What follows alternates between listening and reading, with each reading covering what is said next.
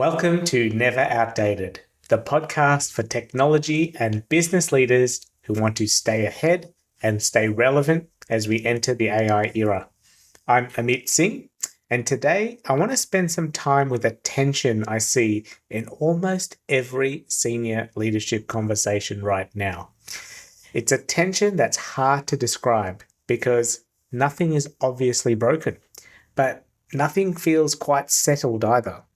And when you're accountable for outcomes, that combination is deeply uncomfortable. There's a particular kind of pressure that shows up when you're responsible for not just activity, but for direction. It's not panic, it's not confusion, it's not fear. It's a bit more like a background hum, a low-level awareness that something important is happening around you and that you're expected to respond, even if you're not entirely sure what that response looks like yet. That's where a lot of leaders are sitting with AI right now. AI is everywhere in conversation. It shows up in board meetings, often as a standing agenda item. It shows up in strategy offsites where it sits alongside growth, cost, and risk. It shows up in operating reviews where someone inevitably asks, "So, what are we doing with AI?" And notice how that question usually lands, not as, "Should we do something with AI?" but more as, "Why aren't we already doing more with AI?" AI doesn't arrive as a proposal. It arrives as an expectation. Progress should already be visible. Something should already be underway. Movement should already be happening. And yet, when you look closely, there hasn't been a clear failure. There's been no catastrophic miss, no obvious mistake, no crisis that forces clarity. Revenue might be holding. Customers are still there. Operations still run. On paper, things look just fine. But the discomfort persists. To make this more concrete, let me ground this in a scenario that I see constantly. Picture a mid-sized organization, healthy, profitable, not flashy, but well run. The board has started asking about AI, not aggressively, but just enough to create pressure. Where could we use it? What's the plan? What are others doing? So the executive team does the responsible thing. They commission a few pilots. They ask a couple of teams to explore use cases. They bring in some external perspectives. They schedule a strategy session. Everyone turns up prepared. There are slides, there are examples, there are no shortage of ideas. By the end of the session, there's a list. Customer service automation, sales forecasting, internal knowledge tools, process optimization. The list looks good. Everyone agrees these are sensible areas, and then the meeting ends. No one has said which of these actually matters the most this year. No one has said which ones won't be pursued. No one has explicitly owned the trade-offs. So the activity continues. Teams go back and refine proposals, more analysis is done, more options are surfaced, and from the outside, it looks like progress. But from the inside, it feels oddly unresolved. That's the discomfort that leaders are sitting with. And it's unsettling, especially for experienced leaders, because experience usually gives you pattern recognition.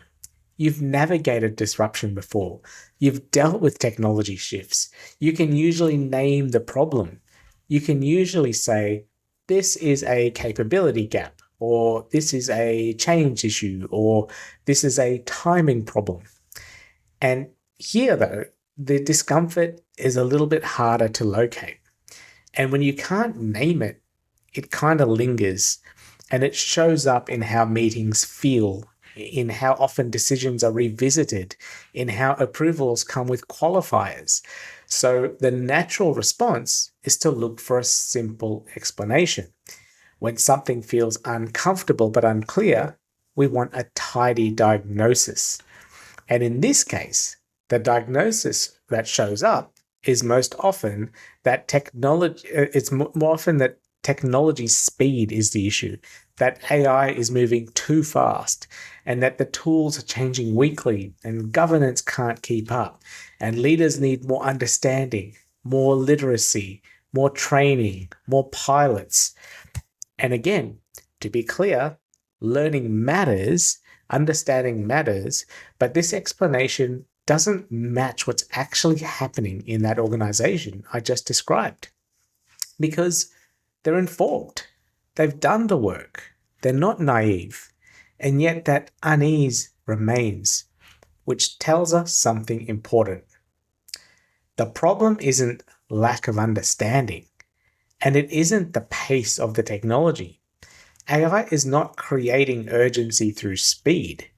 It's revealing weaknesses in decision clarity that were already there. That organization didn't stall because the tools were confusing.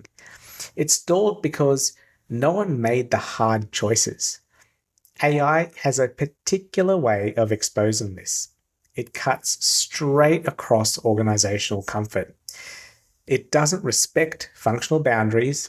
It doesn't fit neatly into existing ownership models. And it forces questions that can't be deferred.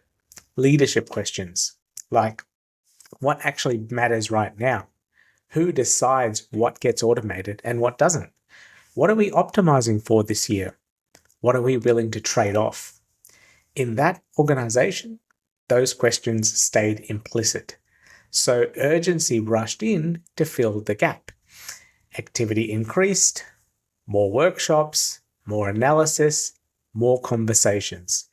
And movement felt safer than stillness. Doing something felt better than deciding something. It's like when a team keeps arranging or rearranging a roadmap without ever locking one in. There's constant motion, but no arrival. AI acts like a spotlight in these moments. It illuminates where priorities are vague, where decisions are blurred, or decision rights are blurred, more aptly put, and where consensus has quietly replaced choice. And that's where the discomfort really comes from. Not from being behind technologically, but from realizing that the organization doesn't yet know what it is choosing. Now, when the decisions are made from that frame, things don't break loudly, they break quietly. So if you look at our example again, the more initiatives get approved, but with less conviction. Yes, let's explore this. Yes, but keep it small. Yes, but make sure we can unwind it. And resources get spread thin across too many efforts. Teams work hard, but in slightly different directions. Governance shows up late, trying to manage risk after momentum has already been spent. Leaders hedge. They want speed, but they also want checkpoints. They want innovation, but they also want certainty. They want progress, but not commitment. And from the outside, the organization looks busy, but from the inside, it feels fragile. Execution slows, even as effort increases, and that's draining because everyone is working, everyone is acting responsibly, and yet progress feels tentative. Over time, this starts to show up in predictable ways. The same items come back to the executive table, slightly reworded. The same debates repeat. The same decisions feel unresolved. Teams start waiting for stronger signals, not because they're resistant, but because they're cautious. They've learned that the priorities might change, that this is where capable leaders often underestimate their role. In more stable environments, ambiguity could be absorbed. You could let things run and trust they would settle. But here, that doesn't work. AI surfaces tensions too quickly between efficiency and control, between innovation and risk, between short-term delivery and long-term capability. In our example organization, leaders believed intent was enough. We want to explore AI responsibly. We want to move, but not recklessly. We want to learn.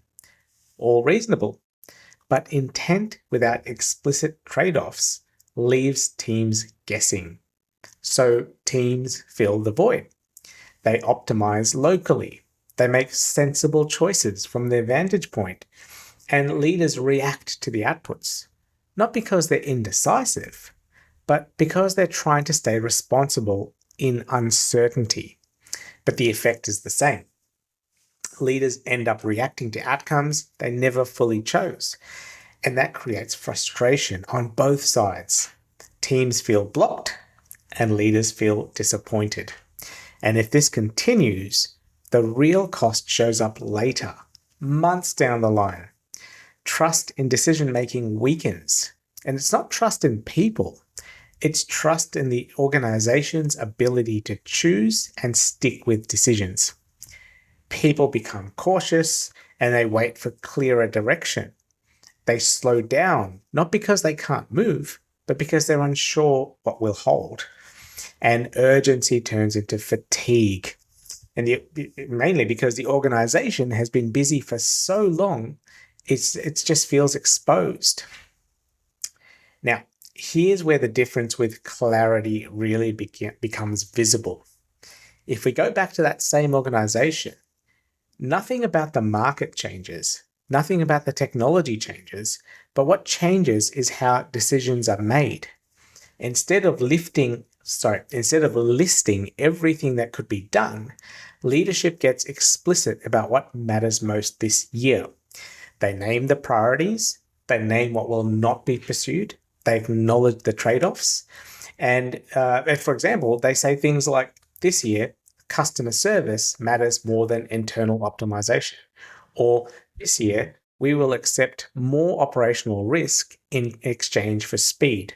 Or this year, we're not spreading effort across 5 areas, we're committing to 2. Suddenly, the conversations change. The same AI ideas are on the table, but they're evaluated differently. Some fall away quickly, not because they're bad ideas, but because they don't fit in the choices that were made. Meetings get shorter, not because people care less, but because there's less ambiguity to resolve. Teams stop asking for permission as often, and they know what they're optimizing for. Governance also shifts earlier as well. It shapes the direction instead of reacting to the momentum. And initially, it does feel like the decisions are a bit heavier, but it doesn't mean it's slower. It's just heavier because they imply commitment, and then they feel cleaner. There are fewer initiatives, but more conviction. And the energy then focuses and momentum feels earned and not forced. And in that organization, AI stops feeling like an obligation to chase, but it becomes a context in which better decisions are made. The pressure doesn't disappear, to be clear, but it changes character. It becomes constructive rather than corrosive. The urgency doesn't go away either, but it just finally has direction. That was a lot, and that's the thought that I wanted to sit with today. Not that AI is urgent, you already know that, but that the discomfort many leaders feel has less to do with technology and more to do with decision clarity under pressure. And that is worth paying attention to. Thanks for listening.